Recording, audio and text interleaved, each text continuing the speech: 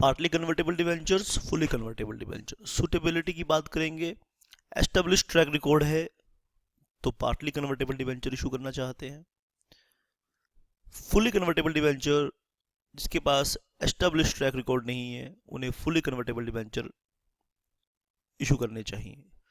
ज़्यादा सूटेबल है, ऐसा नहीं है कि वो नहीं कर सकते हैं, कर सकते हैं, लेकिन सूटेबिलिटी की बात कर रहे हैं यहाँ पे। ठीक है, कैपिटल बेस की बात करें, relatively lower equity capital on conversion of debentures, इसमें क्योंकि पार्टली कन्वर्टेबल है, इक्विटी लोअर इक्विटी कैपिटल, ठीक है, तो कैपिटल बेस पार्टली में लोअर है और फुल्ली में ऑब्वियसली ज़्यादा होगा क्योंकि वो फुल्ली कन्वर्ट होगा डिवेंचर्स इक्विटी में। यहाँ आधा डिवेंचर रहेगा, आधा शेयर में कन्वर्ट हो जाएगा, तो इसमें रिलेटिवली इक्विटी का पोर्शन कम रहेगा, फुल्ली में रिलेटिवली इशू का इक्विटी का पोर्शन ज़्यादा रहेगा। ठीक है बेटा, पार्टली कन्वर्टेबल डिवेंचर्स, फेवरेबल डेब्ट इक्विटी रेशियो, डेब्ट इक्विटी रेशियो का इसमें ज़्यादा इम्पैक्ट नहीं पड़ेगा। ठीक है, हाईली फेवरेबल डेब्ट इक्विटी रेशियो इसमें बेटा, ठीक है, डेब्ट इक्विटी रेशियो यानी इक्विटी जितनी ज़्यादा होगी आपकी फाइनेंसिंग में वो उतनी हेल्प करेगी, ध्यान रखना, ये फॉर्मूला है बेटा। फ्लेक्सिबिलिटी इन फाइनेंसिंग, हम ये जो थर्ड पॉइंट कर रहे हैं आप ध्यान देंगे बेटा, इसमें आप इसमें ध्यान देंगे कि आपकी इक्विटी पोर्शन जितना ज़्यादा होगा उतना ज़्यादा आपको फाइनेंस पूल करने में फ्यूचर में हेल्प मिलेगी। तो पार्टली में क्योंकि डेब्ट इक्विटी में कन्वर्ट हो रहा है लेकिन पार्टली हो रहा है तो अच्छी बात है, लेकिन ये तो हाईली फेवरेबल है क्योंकि यहाँ तो डेब्ट रहेगा ही नहीं, वो इक्विटी में ही कन्वर्ट हो जाएगा। ठीक है, कन्वर्टेबल पोर्शन क्लासीफाई एज, अगर जब हम कन्वर्जन के दौरान यानी यहाँ पर अगर हम डेब्ट इक्विटी रेशियो कैलकुलेट करेंगे, ठीक है, तो डेब्ट इक्विटी रेशियो यहाँ जब आप कैलकुलेट करोगे, this is the conversion period, यहाँ से यहाँ कन्वर्जन पीरियड है, और इस दौरान आप डेब्ट इक्विटी रेशियो कैलकुलेट जो अगर करोगे तो कन्वर्टेबल पोर्शन को इक्विटी मान लोगे, कन्वर्जन से पहले ही इक्विटी मान लोगे। ठीक है, और इसमें तो फुल्ली इक्विटी ही मानोगे जब डेब्ट इक्विटी रेशियो कंप्यूट करोगे। अगर ये पॉइंट समझ में नहीं आया तो आप अपने डाउट सेशन में मुझसे जरूर पूछोगे बेटा, ये बहुत टेक्निकल पॉइंट है और बहुत इंपॉर्टेंट पॉइंट है, इंडिविजुअल भी 3-4 नंबर का क्वेश्चन इस पे आ सकता है। तो अगर डेब्ट इक्विटी रेशियो कर रहे हो तो क्लासीफाई एज इक्विटी फॉर डेब्ट इक्विटी कंप्यूटेशन, ये बात इस ध्यान में आपने रखनी है। Popularity, not so popular with investors, highly popular with investors, क्योंकि इसमें फ्लेक्सिबिलिटी ज़्यादा है। अगर इन्वेस्टर्स को security, sense of security feel होती है कि अगर भाई इनका इक्विटी शेयर अच्छा परफॉर्म नहीं कर रहा तो वो क्या कर सकते हैं, कभी भी अगर इक्विटी शेयर अच्छा परफॉर्म नहीं कर रहा तो कभी भी क्या कर सकते हैं, उसको डेब्ट में कन्वर्ट कर सकते हैं। Service of equity, relatively lesser burden of equity servicing, यहाँ पे higher burden on equity shares. Burden का मतलब क्या है कि आपको आपके वो प्रॉफिट में हिस्सेदार हो जाएंगे, आपकी जनरल मीटिंग में वोटिंग करेंगे, डिविडेंड शेयर करेंगे, तो सर्विसिंग ऑफ इक्विटी इसमें ज़्यादा है और फुल्ली में तो हायर है, higher burden of equity. Partly में इक्विटी से कम है, पार्टली में फुल्ली से कम है और फुल्ली में पार्टली से ज़्यादा है। आइए कुछ और बातें हम इसके स्टडी में आपके दी हुई हैं, आइए उन्हें भी डिस्कस कर लेते हैं। In case of partly convertible debentures, debenture redemption reserve has to be created for 50% of the face value. ये बात टेक्निकल है, अकाउंट्स में भी आप पढ़ते हैं ये वाली बात। In the case of partly convertible debentures, debenture redemption reserve has to be created for 50% of the face value of the non convertible portion. The facility of buyback is also permissible in case of non-convertible portion of the debentures। ठीक है बेटा, the facility of buyback is also permissible in respect of non-convertible portion of debentures। In contrast, no reserve for debenture redemption is required for fully convertible debentures, nor are buyback arrangements permissible। तो इन दोनों में बेटा ये accounting के वाले concept जैसे आपके concept है, आप ध्यान से इन्हें देख लीजिए। In case of partly convertible debenture, debenture redemption reserve has to be created for 50% of the face value of the non-convertible portion। ठीक है बेटा, facility of buyback is also permissible in respect of non-convertible portion of debentures। ठीक है, तो या तो आप उनको रिडीम कर दीजिए या रिडम्पशन उनका आपने करना है, और उसका DRR redemption debenture redemption reserve create करना है 50% के लिए। क्योंकि यहाँ पर बेटा इन case off fully convertible debentures, debenture redemption reserve करने की, क्रिएट करने की जरूरत ही नहीं है, क्योंकि रिडीम करते ही नहीं। आप तो क्या करोगे, उन्हें इक्विटी में कन्वर्ट कर दोगे, तो डीआरआर अकाउंट बनाने की कोई जरूरत नहीं है। Sometimes company issue zero interest fully convertible debentures, शाबाश, यहाँ पे आप नोट करेंगे। Sometimes company issue zero interest fully convertible debentures. In this case, investors are not paid any interest till the date of conversion or up to the notified date, after which they are converted into shares. For the investors, the investment amount is lower and cost of conversion also is less. ठीक है. Further, this helps them as a means of tax planning. Interest which is otherwise taxable is not paid. The capital appreciation at the time of conversion is treated as capital gains, where tax rate is less. Companies also prefer this instrument because they are able to avoid payment of interest. तो इसमें investors को भी फायदा होता है और companies को भी फायदा होता है। तो ध्यान से आपने ये पढ़ना है बेटा, वेरी वेरी इंपॉर्टेंट है ये paragraph, last paragraph, it's very very important. Sometimes companies issue zero interest fully convertible debentures, तो एग्जाम में क्वेश्चन आ सकता है बेटा। In this case investors are not paid any interest, कहते हैं कि आपको इंटरेस्ट पे नहीं करेंगे कन्वर्जन तक। ठीक है, कन्वर्जन पर अगर आपने इक्विटी में कन्वर्ट आपने कर लिया, कन्वर्जन तक कोई रेट इंटरेस्ट पे नहीं करेंगे। इक्विटी में कन्वर्ट कर लिया, ठीक है जी, ठीक है, कंपनी का ट्रैक रिकॉर्ड अच्छा है तो लोग ऐसे डिवेंचर्स खरीद लेंगे जहां कोई इंटरेस्ट में नहीं मिलेगा उसे। ठीक है, और आप अगर कन्वर्ट नहीं कर रहे हो, आप अपना डिवेंचर ले रहे हो, फिर आपको इंटरेस्ट दे देते हैं। For the investors the investment amount is lower, for the investor the investment amount is lower and cost of conversion also is less.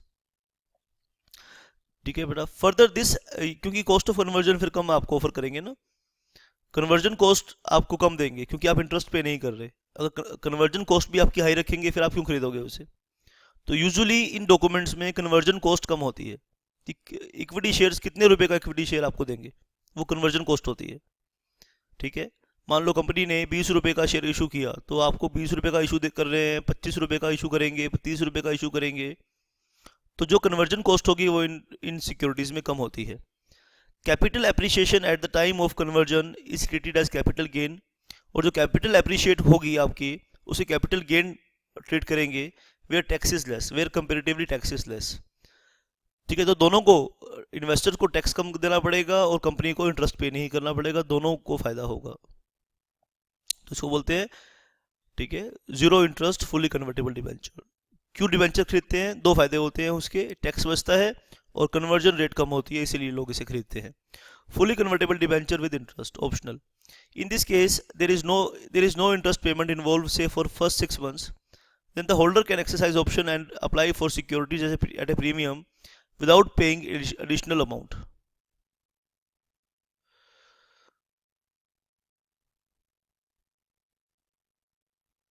ठीक है, in this case there is no interest payment involve. इसमें और उसमें फ़र्क क्या है, वहाँ पे कंपल्सरली कन्वर्जन होगा, कंपल्सरली कन्वर्जन होगा ही होगा, और यहाँ पे ऑप्शनल है। In this case there is no interest payment involve, say for the 6 months, then the holder can exercise option and apply for securities at a premium without paying additional amount. However, interest will be payable at a determined rate from the date of first conversion to the second final conversion, and in lieu thereof equity shares are issued. Upon conversion of each part, the face value stands reduced proportionately on the date of conversion. आइए ध्यान से बेटा इसको देखेंगे, fully convertible debentures with interest optional। तो ये बेटा compulsory भी हो सकता है, ये ऑप्शनल भी हो सकता है। तो बेटा ये आपको याद करने वाली बातें हैं, ये आपको याद करने पड़ेंगे बेटा सारे डिबेंचर्स, हर एक तरह का डिबेंचर्स। कोई भी अगर प्रॉब्लम है, किसी भी इसमें डाउट है तो आप मुझसे पूछ सकते हैं। व्हाट्सएप नंबर भी है बेटा आपके पास मेरा, और डाउट इसमें क्या, आपके डाउट वाला तो इसमें है ही नहीं कोई सीन बेटा, लेकिन फिर भी कोई डाउट है तो आप मुझसे जरूर पूछ सकते हैं। In this case there is no interest payment involved, so for the first 6 months, बोलते हैं fully convertible debenture with interest, optional दे रहे हैं। Then the holder can exercise option and apply for securities at a premium without paying additional amount. However, interest will be payable at a determined rate from the date of the first conversion to the second final conversion, and in lieu thereof equity shares are issued. Upon conversion of each share, each part face value stands reduced proportionately on the date of conversion, और जैसे जैसे conversion करते जाएंगे आपके बेटा debenture वाला portion कम होता जाएगा, ठीक है। तो इसे कहते हैं fully convertible debentures with interest optional, ठीक है। स्वेट इक्विटी शेयर्स इशू करेंगे बेटा। स्वेट इक्विटी शेयर पढ़ेंगे क्या होता है, आप कंपनी लॉ में पढ़ते हैं स्वेट इक्विटी शेयर्स, ठीक है। स्वेट इक्विटी शेयर्स क्या होते हैं बेटा, जो लोग कंपनी के लिए, स्वेट का मतलब होता है मेहनत करना, पसीना बहाना, तो जिन लोगों ने कंपनी के लिए पसीना बहाया है उसे स्वेट इक्विटी शेयर्स मिलते हैं। यूजुअली उन लोगों को मिलते हैं जिनकी वजह से कंपनी को इंटेलेक्चुअल प्रॉपर्टी राइट्स मिलते हैं, पेटेंट मिलते हैं, जिससे कंपनी की गुडविल इंक्रीज होती है। Section 2 subsection 88 of the Companies Act 2013 defines sweat equity shares. Means such equity shares as are issued by a company to its directors or employees at a discount or for consideration other than cash, for providing their know-how or making available rights in the nature of for providing their know-how or making available rights in nature of intellectual property rights or value additions by whatever name called, जिनकी वजह से value addition होती है, जिनकी वजह से intellectual property rights मिलते हैं, तो उनको स्वेट इक्विटी शेयर्स दिए जाते हैं। Section 2 sub section 88 of the companies act 2013 defines sweat equity shares. Mean such equity shares as are issued by a company to its directors और एम्प्लॉइज, डायरेक्टर्स को भी इशू हो सकते हैं, ध्यान से सुन लो बेटा। स्वेट इक्विटी शेयर्स डायरेक्टर्स को भी इशू हो सकते हैं और एम्प्लॉइज को भी इशू हो सकते हैं, ठीक है। आपने ध्यान से बात को समझनी है। Company issues shares at a discount or for consideration other than cash to selected employees and directors as per norms approved by the board of directors or any committee like compensation committee formed for this purpose. अगर compensation committee बनाई है तो compensation committee ये recommendation करेगी, ठीक है। Compensation committee board का वो हिस्सा, बोर्ड का वो पार्ट जो आपने कुछ डायरेक्टर्स को सिलेक्ट करके कंपनसेशन कमेटी बनाई है, और कंपनसेशन कमेटी का काम ये होता है कि डायरेक्टर्स की, मेनली डायरेक्टर्स और टॉप एग्जीक्यूटिव की सैलरी को रिकमेंड करती है कि किसकी कितनी सैलरी होनी चाहिए। तो कंपनसेशन कमेटी की रिकमेंडेशन के अकॉर्डिंग, ठीक है, तो आप स्वेट इक्विटी शेयर इशू कर सकते हो। This is based on the know how provided or intellectual property rights created and given for value additions made by such directors and employees to the company. ये बात समझ में आ गई है हमारे। It may be noted that intellectual property right, know-how or value addition arise as of now mainly in the case of information technology related companies। ज़्यादातर ये जो शेयर्स होते हैं ये आईटी कंपनीज में इशू होते हैं बेटा, क्योंकि वहाँ पे ज़्यादा नो हाउ, टेक्निकल बातें, सॉफ्टवेयर, रोज़ की रोज़ वहाँ नए नए सॉफ्टवेयर्स आते हैं, तो इनोवेशन काफ़ी होता है। जिन जिन सेक्टर्स में जिन जिन इंडस्ट्रीज़ में इनोवेशन ज़्यादा होगा वहाँ पर इन शेयर्स का यूज़ बहुत ज़्यादा होगा। ये आपको बेटा एक फॉर्मूला बता दिया। According to section 54 of the companies act 2013 a company may issue sweat equity shares of a class of shares already issued. लेकिन पहली बार आप वो शेयर इशू नहीं कर सकते, नए सिरे से नए टाइप के शेयर्स आप as sweat equity share issue नहीं कर सकते।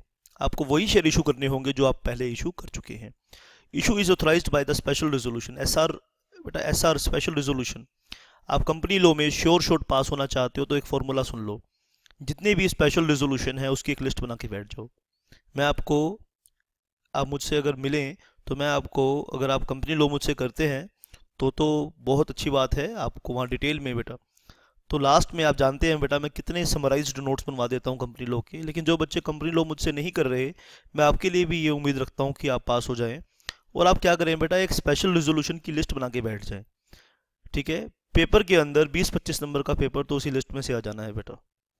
देखो एक फॉर्मूला बता रहा हूँ पास होने का कंपनी लॉ में, तो ये एसआर का सेक्शन है बेटा, जहाँ एसआर का सेक्शन हो उसका स्पेशल, उसके लिए आप मुझे मिलेंगे कभी तो, या मुझे फ़ोन पे आप बात करेंगे तो मैं आपको ये बताऊंगा कि कैसे आप कंपनी लॉ में श्योर शॉर्ट पास हो सकते हैं। बहुत आसान है कंपनी लॉ में पास होना, और 50-60 नंबर। और अगर आप सीएस कर रहे हैं तो company law is your main subject, company law तो आपका मेन पेपर होना चाहिए बेटा।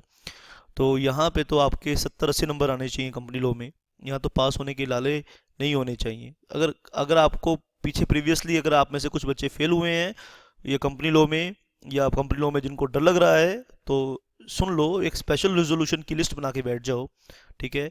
किन किन सेक्शंस में और जिन जिन सेक्शन में, बस सिंपल सी बात है, जिन जिन सेक्शन में स्पेशल रेजोल्यूशन पास हो रहा है उन सेक्शंस को अच्छे से उड़ा दो और उनके रिलेटेड रूल्स भी कर लो। बस इतनी बात मानने से ही आपके 50 नंबर पक्के हैं।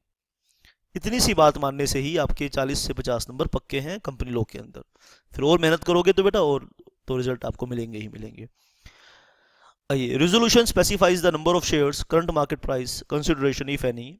जब रिजोल्यूशन पास करेंगे तो नंबर ऑफ शेयर्स कितने इशू करोगे, करंट मार्केट प्राइस क्या है शेयर्स का, क्या आपको क्या कंसिडरेशन मिला है, कौन से नो हाउ मिले हैं, कौन से पेटेंट मिले हैं आपको उनकी वजह से, वो लिखना है आपने। ठीक है, और किन क्लास ऑफ डायरेक्टर्स को, किन क्लास ऑफ एम्प्लॉयज़ को आप दे रहे हैं, ये सब आपने रिजोल्यूशन में मेंशन करना है। Not less than 1 year has elapsed at the date of the issue since the date on which the company was entitled to commence business. Company ने बिजनेस करते हुए 1 साल हो जाना चाहिए। नोट लेस देन यानी 1 साल से कम नहीं होना चाहिए कंपनी को बिजनेस शुरू किए हुए, तो आप स्वेट इक्विटी शेयर इशू कर सकते हैं। Sweat equity shares of a company whose equity shares are listed on a recognized stock exchange are issued in accordance with SEBI in this regard. If they are not listed on the sweat equity shares are to be issued in accordance with the rule 8 of the company share। अब यहाँ 2 case हो सकते हैं। ठीक है, sweat equity shares के 2 case हो सकते हैं। ठीक है, आप ध्यान से मेरी बात को सुनेंगे। Sweat equity shares, sweat equity shares आप 2 केस में इसे पढ़ते हैं बेटा। तो पहला केस तो ये है कि अगर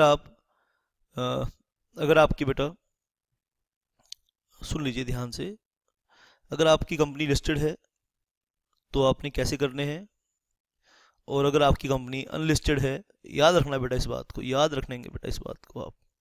अनलिस्टेड कंपनी के लिए रूल 8 है, रूल 8 के अकॉर्डिंग करेंगे और सेबी ICDR के अकॉर्डिंग करेंगे अगर आपकी कंपनी लिस्टेड है तो ध्यान से इस पैराग्राफ को नोट कर लीजिए। Rule 8 of companies share capital and debenture rules 2014। In rules को अच्छे से करना है बेटा, यहाँ से बहुत क्वेश्चन आने वाले हैं आपके एग्जाम में। कंपनी लॉ के लिए भी रिलेवेंट है, कंपनी लॉ के लिए भी, कंपनी लॉ के लिए ही रिलेवेंट है। इस पेपर में तो बस इतना ही आपको आ सकता है कि sweat equity shares by unlisted company पे क्वेश्चन आ जाए, तो आपको ये याद रखना है कि sweat equity shares by unlisted company rule 8 of company share capital and debentures rules 2014 के अकॉर्डिंग वो इशू होते हैं। The sweat equity shares of a company whose equity shares are listed on a recognized stock exchange are issued in accordance with the regulations made by SEBI in this regard, and if they are not listed, the sweat equity shares are to be issued in accordance with the Rule 8 of the company share capital and debenture rules 2014। आइए next instrument करेंगे secured premium notes बेटा। Secured premium notes ये एक हम instrument करेंगे, आप ध्यान से इस बात को सुनेंगे बेटा।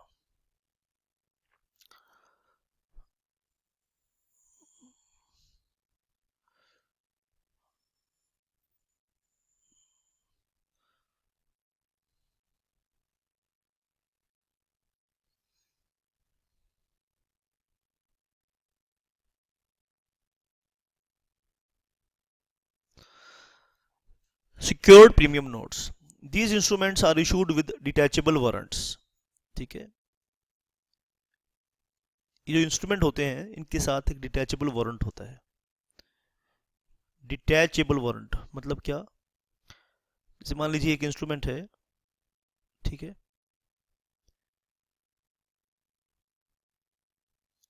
और इसके साथ ये परफोर्टेड लाइन होती है। परफोर्टेड लाइन समझते हैं, जिसमें छोटे छोटे सुराख से होते हैं, ये छेद होते हैं, और यहाँ से इस परफोर्टेड लाइन से इस पे सीजर बनी होती है, ऐसे ऐसे सीजर बनी होती है।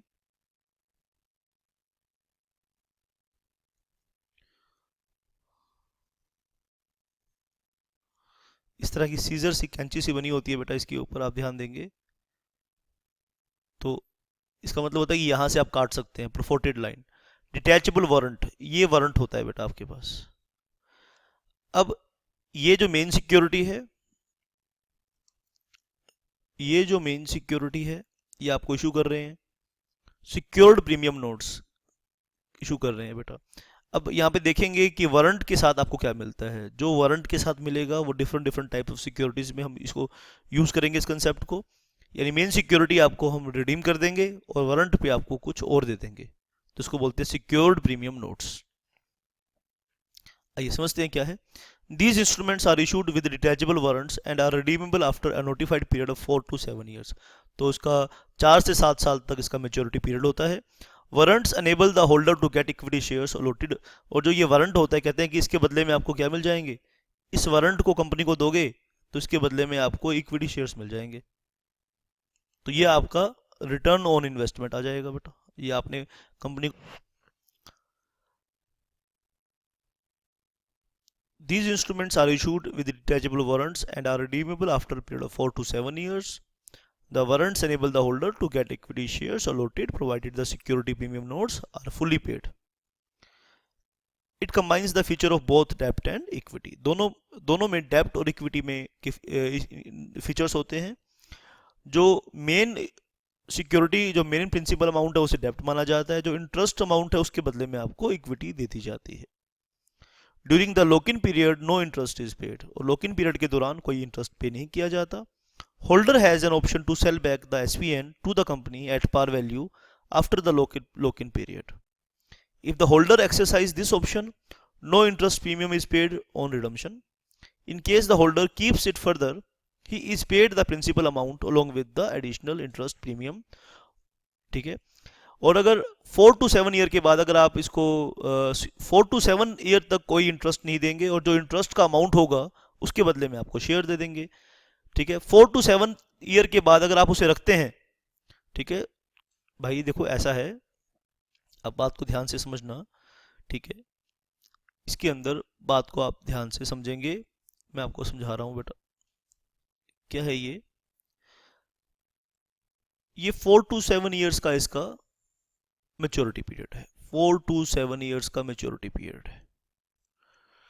ठीक है, यहां पर आपके पास ऑप्शन है, यहां पे जो आपने अमाउंट दिया, मान लीजिए आपने कंपनी को 1 लाख रुपए दिया, और 1 लाख है और 5 साल के लिए दिया, 5 ईयर्स के लिए दिया, तो 1 लाख का जितना भी ब्याज बनता है 2, 4, 5, इसके बदले में आपको एक वारंट दिया, डिटैचेबल वारंट, उस वारंट को कंपनी को दोगे, इक्विटी शेयर आपको मिल जाएगा। जो इंटरेस्ट अमाउंट है उसके बदले में इक्विटी शेयर मिल जाएगा। ठीक है, अब यहाँ पे मेच्योरिटी पीरियड है, ये मेच्योरिटी पीरियड है, यहाँ पे आपके पास 2 ऑप्शन है। मेच्योरिटी पीरियड पर आपके पास 2 ऑप्शन है, या तो कंपनी को वापस दे दीजिए, एसपीएन कंपनी को सिक्योर्ड प्रीमियम नोट्स वापस दे दीजिए। ठीक है, या आप उसके साथ कंटिन्यू भी कर सकते हैं, या कंटिन्यू कीजिए। अगर आप कंटिन्यू करेंगे तो आपको इंटरेस्ट मिलेगा, कंटिन्यू नहीं करेंगे तो आपका पूरा पैसा आपको वापस मिल जाएगा। ठीक है बेटा, आइए दोबारा से पढ़िए। सिक्योर्ड प्रीमियम नोट्स टेक्निकल है, एग्जाम में बहुत बेटा क्वेश्चन आता है, और टिस्को ने यूज़ किए हैं आज तक इसको। एक कंपनी है टिस्को जिसने ये यूज़ किए हैं। आपकी बुक के अकॉर्डिंग सिर्फ टिस्को एक ऐसा एग्जाम्पल है, और भी कंपनीज होंगी जिन्होंने इशू किया है। These instruments are issued with detachable warrants, कहते हैं कि ये एक इंस्ट्रूमेंट डिटैचेबल वारंट के साथ इशू होता है। And are redeemable after a notified period of 4 to 7 years, और 4 से 7 साल के अंदर फिर ये रिडीम हो जाता है। The warrants are enable the holder to get equity shares allotted provided the security premium notes are fully paid. जो secured premium अमाउंट का प्रिंसिपल अमाउंट है वो फुल्ली पेड हो जाता है, और जो इंटरेस्ट अमाउंट है उसे वारंट के बदले में उसे डिटैच करके आप उस वारंट को कंपनी को देते हो, और जितना आपका इंटरेस्ट बनता है उतना आपको वो शेयर्स, इक्विटी शेयर्स दे देते हैं, क्योंकि इसमें डेब्ट और इक्विटी दोनों के फीचर्स हैं। During the lock in period no interest is paid, और जो 7 साल का टाइम है या 5 साल का टाइम है, उस साल में उस पीरियड में कोई इंटरेस्ट नहीं देंगे। Holder has an option to sell back the SPN to company at par value, और अगर उसके बाद होल्डर चाहे तो अपना पैसा कंपनी से वापस ले सकता है। ठीक है बेटा, समझ में आई बात कि नहीं आई? In case the holder keeps it further, और होल्डर अगर उसको रखता है, उस एसपीएन को रखता है अपने पास, तो 5 साल के जो ब्याज बना उसके बदले में तो इक्विटी शेयर दे दिए, और 5 साल के ब्याज के बाद जो ब्याज बनेगा वो आपको मिलता रहेगा। He is repaid the principal amount along with the additional interest premium on redemption in installments as per the terms of issue. और कैसे आपको रिडीम होगा पैसा, इंटरेस्ट कैसे मिलेगा, ये आपके ऑफर डॉक्यूमेंट में लिखा होगा, टर्म्स ऑफ इशू में जरूर लिखा होगा। The conversion of detachable warrants into equity has to be done with the specified time. Tisco took the lead in July 1992, the making a mega rights issued by the equity shares and secured premium notes 12 crore 1992 में 1212 करोड़ का TISCO Tata steel की जो company है, बहुत बड़ी company है, उसने issue किया। 1212 करोड़ 1992 में इकट्ठे किए टिस्को ने। The terms of the SPN were so formulated that return on investment was treated as capital gain. ठीक है, जो रिटर्न ऑन इन्वेस्टमेंट होगा उसे कैपिटल गेन के तौर पे देखा जाएगा and not regular income. Consequently the rate of tax applicable was lower. और जो जो भी इसमें आपको बेनिफिट मिलेगा, जो इक्विटी शेयर्स मिलेंगे, अगर आपको इस पे ब्याज मिलता, तो अगर आपको 5 साल का इसका पीरियड है, ब्याज मिलता, तो ब्याज आपकी रेगुलर इनकम में जुड़ जाती। ठीक है, रेगुलर इनकम में आपको ये जुड़ जाती, और ये क्योंकि ये कैपिटल गेन है, तो कैपिटल गेन आपकी रेगुलर इनकम से कम टैक्सेबल होता है, ये आप ऑलरेडी जानते हैं, तो ये आपको बेनिफिट मिलेगा। Equity shares with detachable warrants की हम बात करेंगे बेटा, equity shares with detachable warrants की बात करेंगे। ठीक है, ये हमने एक बात करी security premium with detachable warrants, और हम बात कर रहे हैं equity shares with detachable warrants. Holder of the warrant is eligible to apply for specified number of shares on the appointed date, ठीक है, at the predetermined price. These warrants are separately registered with the stock exchanges and traded separately. Practice of issue non-convertible debentures with detachable warrants also exists in the Indian market. समझ गए बेटा बात आप? भाई जो primary security है वो आपकी डिबेंचर्स भी हो सकते हैं, वो शेयर्स भी हो सकते हैं, और साथ में वारंट है, वारंट के बदले में आपको शेयर्स मिलते हैं, और उन शेयर्स की ट्रेडिंग भी स्टॉक एक्सचेंज में हो सकती है। उन शेयर्स को भी आप ट्रेड कर सकते हैं, या उसके बदले में कंपनी से वारंट भी ले सकते हैं। तो ये सारे आपने देख रहे हैं, ये हाइब्रिड इंस्ट्रूमेंट्स हैं सारे। हम देख रहे थे शुरू में कि प्योर इंस्ट्रूमेंट्स होते हैं, हाइब्रिड इंस्ट्रूमेंट्स हैं। और इसमें एक नेक्स्ट है dual option warrants. Dual option देखो नाम से जाहिर है, इसमें 2 ऑप्शन होते हैं आपके पास। Are designed to provide the buyer with good potential of capital appreciation and limited downside risk. Dual option warrants may be used to sell equity shares in different markets. For example, equity shares or debentures may be issued with 2 warrants. One warrant giving the right to purchase to be allotted one equity share at the end of the certain period, and another warrant with a debt or preference share option. यानी 2 dual warrant होते हैं, 2 तरह के option होते हैं। एक में आपको शेयर मिलेगा, दूसरे में आपको डिबेंचर मिलेगा या प्रेफरेंस शेयर मिलेगा, वटेवर डुअल वारंट्स होते हैं। और ये कोई निश्चित नहीं है कि आप कोई इंस्ट्रूमेंट बना सकते हैं और उसे मार्केट में बेच सकते हैं, तो सेबी कहता है कि आप बेच लीजिए, हम आपको अलाउ कर देंगे। तो dual option warrant. Dept instrument with dept warrants, dept instruments with dept warrants. ठीक है, एक आपका मेन डेप्ट इंस्ट्रूमेंट होगा और उस पर फिर जो वारंट होगा वो डेप्ट वारंट होगा, यानी उस डेप्ट वारंट के बदले में एक नया डेप्ट क्रिएट हो जाएगा। डेप्ट इंस्ट्रूमेंट में be issued at dept warrants with give the holder the option to invest in additional dept on the same terms with the periods specified in the warrant.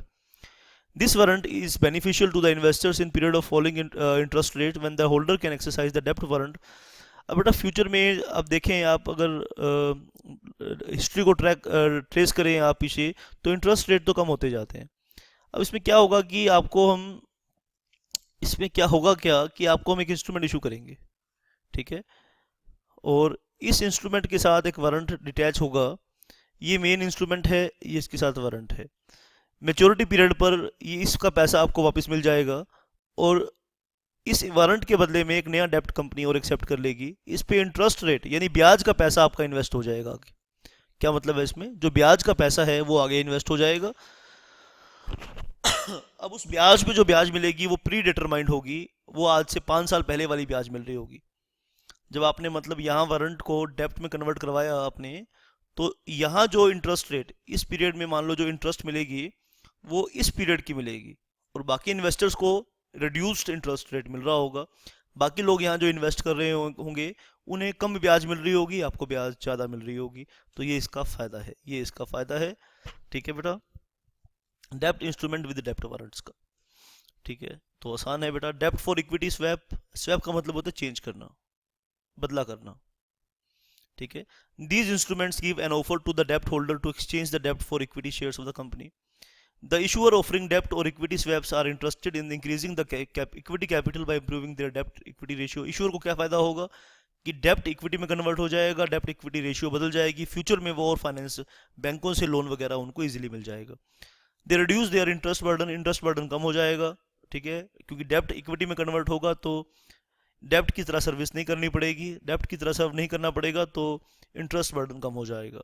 However the issuer faces the risk of dilution of control, लेकिन issuer का एक risk जो है issuer के part पर, issuer को जो नुकसान होगा उसका कंट्रोल कम हो जाएगा, क्योंकि इक्विटी बढ़ेगी और वो इक्विटी किसके पास आएगी, दूसरे लोगों के पास आएगी, तो कंपनी से कंट्रोल लूज होने का खतरा होता है डेब्ट इक्विटी स्वैप में।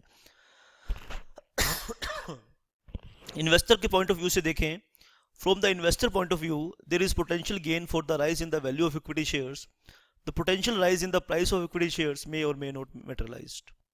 From the investor's point of view, there is a potential gain for rise in the equity share value of equity shares. Investor को ये लगता है कि फ्यूचर में इसका वैल्यू बढ़ जाएगा, ठीक है।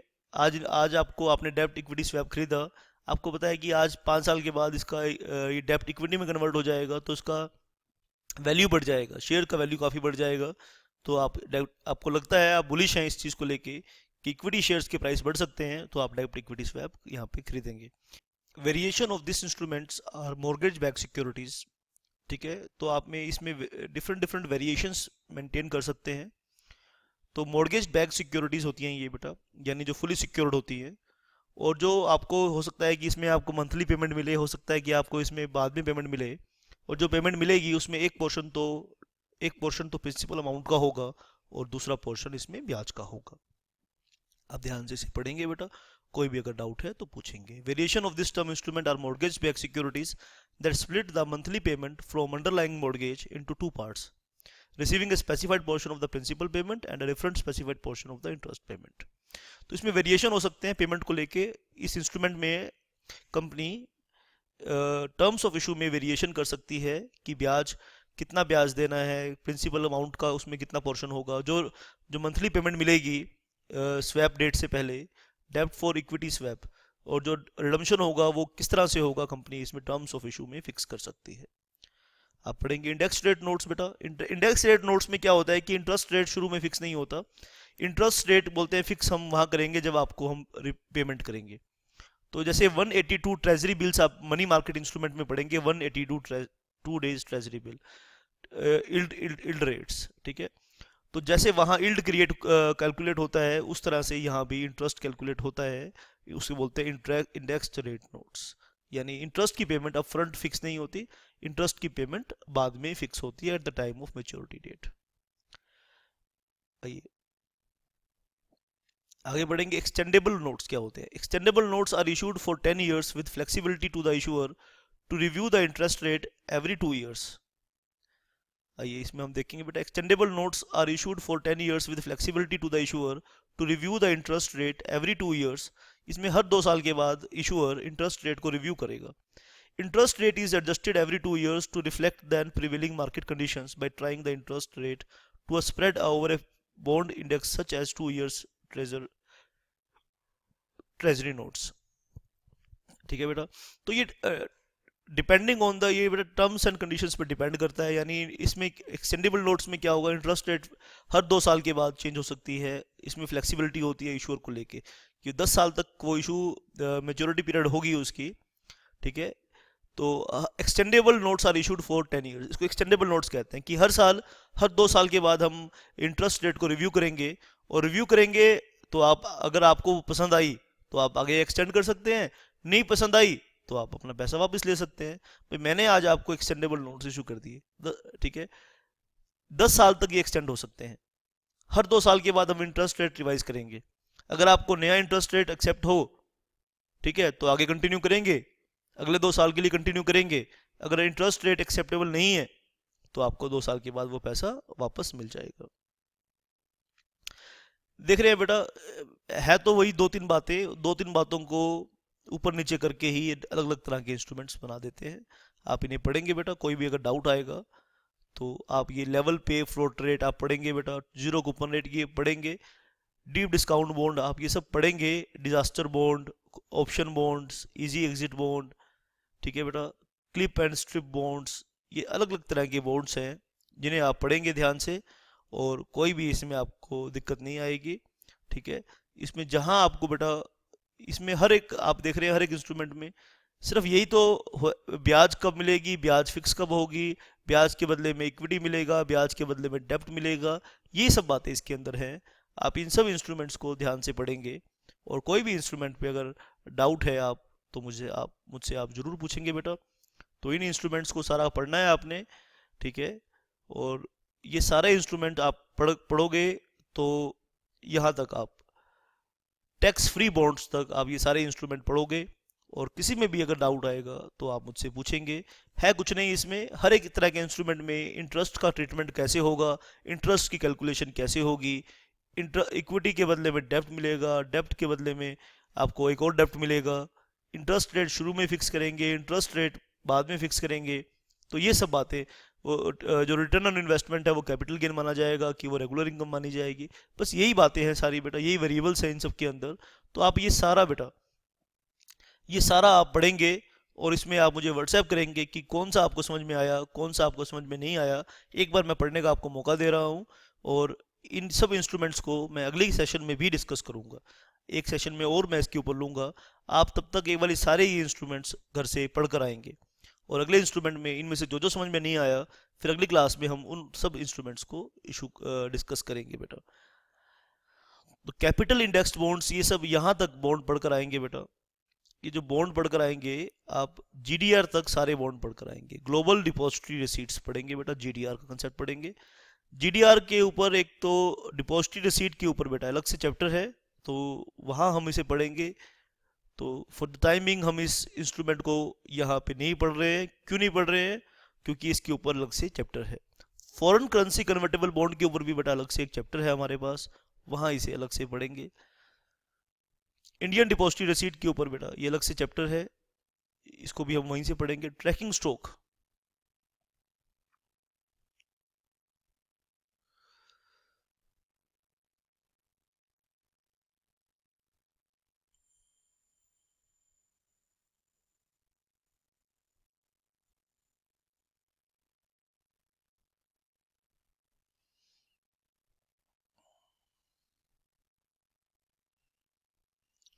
आइए आज के इस सेशन में हम आपके साथ क्या इशू करेंगे, क्या डिस्कस करेंगे बट आने वाले सेशन में ट्रैकिंग स्टॉक्स डिस्कस करेंगे। ट्रैकिंग स्टॉक क्या होता है और ट्रैकिंग स्टॉक्स में हम क्या पढ़ेंगे।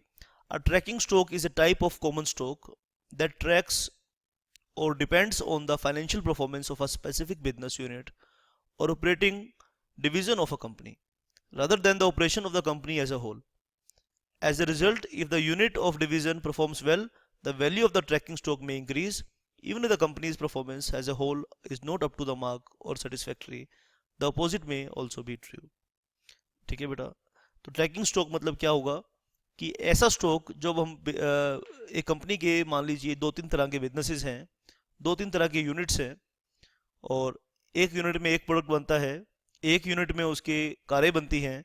और जैसे महिंद्रा का एग्जांपल देते हैं बेटा, महिंद्रा एक यूनिट में एसयूवी बनती है महिंद्रा की, महिंद्रा ऑटोमोबाइल्स की, और दूसरा यूनिट में उसके स्कूटर बनते हैं। अब स्कूटर महिंद्रा के इतने नहीं बिकते और एसयूवी बिकते हैं। तो एक पर्टिकुलर यूनिट जो हो सकता है कि अच्छा काम करे, तो उस पर्टिकुलर यूनिट के ऊपर जो स्टॉक बनते हैं उसे ट्रैकिंग स्टॉक कहा जाता है। अगर टोटल प्रॉफिट में उस पर्टिकुलर यूनिट का कंट्रीब्यूशन ज़्यादा होगा तो ट्रैकिंग स्टॉक की वैल्यू बढ़ेगी, और उस अगर पोर्शन कम होगा तो उसकी वैल्यू कम हो जाएगी। वो पर्टिकुलर यूनिट अच्छा परफॉर्म करेगी, वैल्यू बढ़ जाएगी। पर्टिकुलर यूनिट अच्छा बेकार परफॉर्म करेगी तो वैल्यू घट जाएगी। Tracking stock is a special type of stock issued by a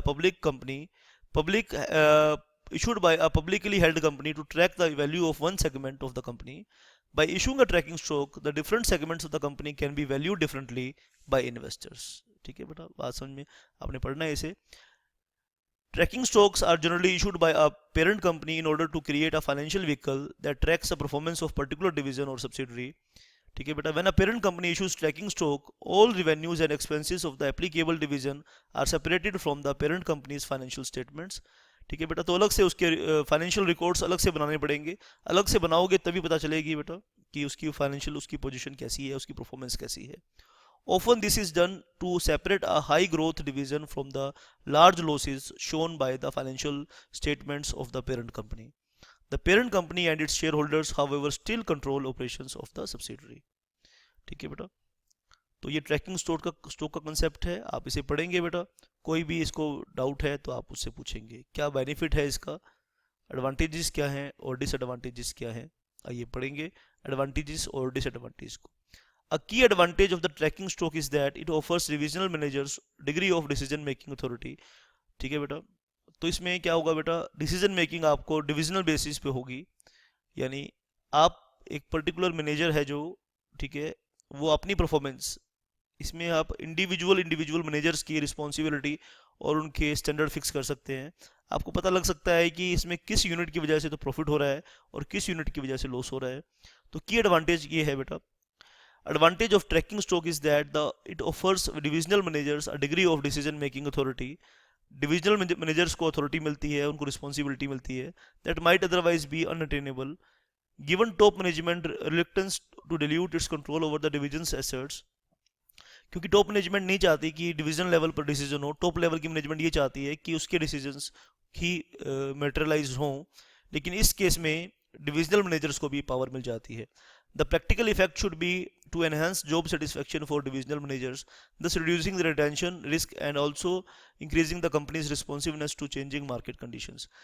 job satisfaction बढ़ती है तो रिटेंशन, जो मैनेजर्स फ्रिक्वेंटली जॉब्स स्विच करते हैं, एक नौकरी छोड़ के दूसरी नौकरी पे जाते हैं, तो आपके जो मैनेजर्स हैं वो ज़्यादा देर तक आपके पास रिटेन रहते हैं। ठीक है बेटा, और इन्वेस्टर्स के भी फायदा है, कंपनी की लॉस मेकिंग डिविजन्स को ढोने के बजाय इन्वेस्टर्स को ये फायदा है कि जो कंपनी के प्रॉफिट, जो कंपनी के हिट प्रोडक्ट्स हैं उनके लिए ही वो इन्वेस्ट करे। तो इन्वेस्टर्स को भी फायदा है और दोनों को फायदा है, इशूअर को भी फायदा है, इन्वेस्टर्स को भी फायदा है। और डिसएडवांटेजेस ऑफ ट्रैकिंग स्टॉक क्या होते हैं? For investors tracking stocks can be mixed bag. Like regular stocks, tracking stocks, shareholders are entitled to dividends paid out by the subsidiaries issuing the tracking stock. Yet the holders of tracking stocks do not have ownership in the company।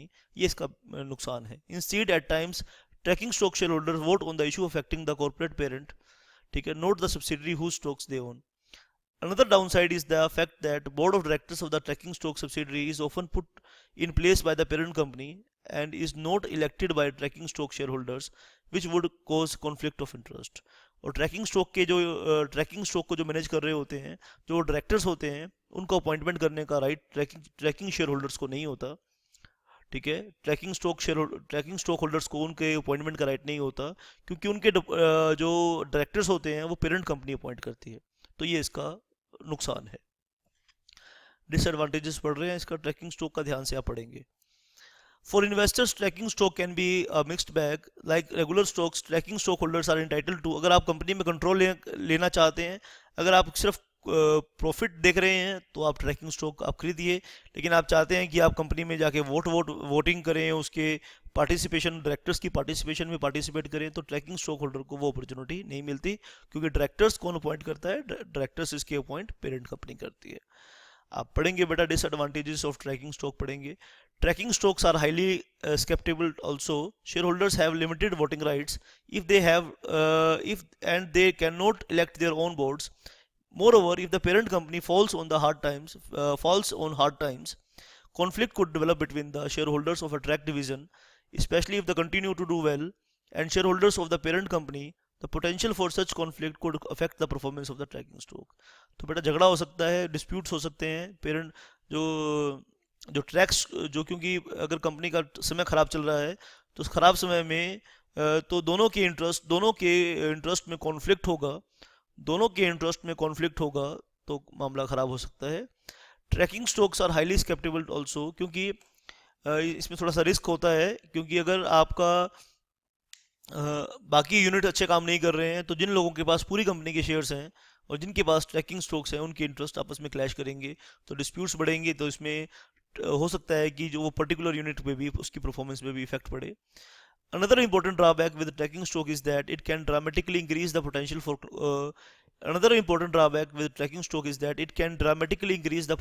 for conflict and litigation over accounting policy. It is because the owners of the tracking stock have right only over dividends, and dividends payouts are driven by the recognizing of dividend profits. The arguments over profits recognition are almost sure to rise whenever tracking stock investors are disappointed in their returns.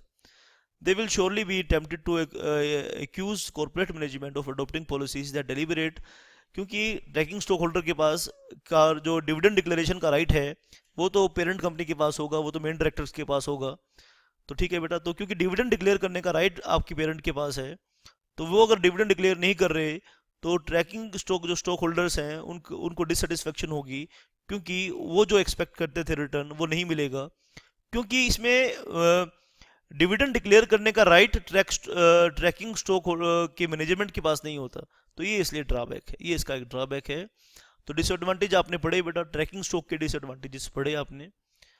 तो आइए, mortgage back securities को हम नहीं पढ़ेंगे यहाँ, rest of the class में हम यहाँ पर थोड़ा सा रिवाइज करेंगे।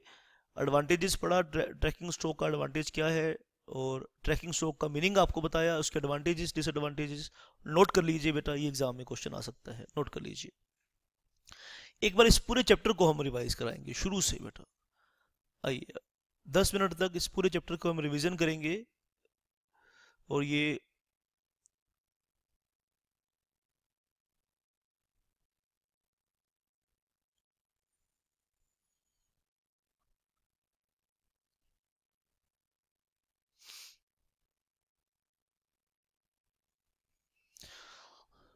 आइए शुरू से आप फर्स्ट, इस चैप्टर का फर्स्ट पेज खोल लीजिए बेटा।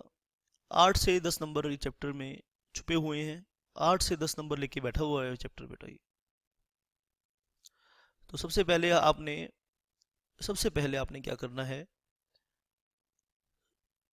अब फ्रंट आप एक काम करेंगे। वो क्या काम करेंगे कि कैपिटल मार्केट इंस्ट्रूमेंट्स को ध्यान से आप पढ़ेंगे। पहले लर्निंग ऑब्जेक्टिव को देखेंगे, इसके लर्निंग ऑब्जेक्टिव आपने पढ़ा, और यहाँ कोई डाउट है तो वो डाउट क्लियर करेंगे, ठीक है। फिर हम इंट्रोडक्शन पढ़ेंगे कि कोई भी इंस्ट्रूमेंट है तो इशूअर क्या सोच के, किन फैक्टर्स को मद्देनज़र वो इशू, किसी भी इंस्ट्रूमेंट को इशू करने का फैसला लेता है। इन्वेस्टर्स किन फैक्टर्स को मद्देनज़र करके, किन फैक्टर्स को देख के इन्वेस्टमेंट का फैसला लेता है। तो इन सब इंस्ट्रूमेंट्स को हम 3 पार्ट में डिवाइड कर सकते हैं। हाइब्रिड इंस्ट्रूमेंट्स होते हैं, प्योर इंस्ट्रूमेंट्स होते हैं, डेरिवेटिव इंस्ट्रूमेंट्स होते हैं। हाइब्रिड इंस्ट्रूमेंट्स डेप्ट और इक्विटी के फीचर्स को मिक्स करके बनाए जाते हैं, उसे हाइब्रिड कहते हैं।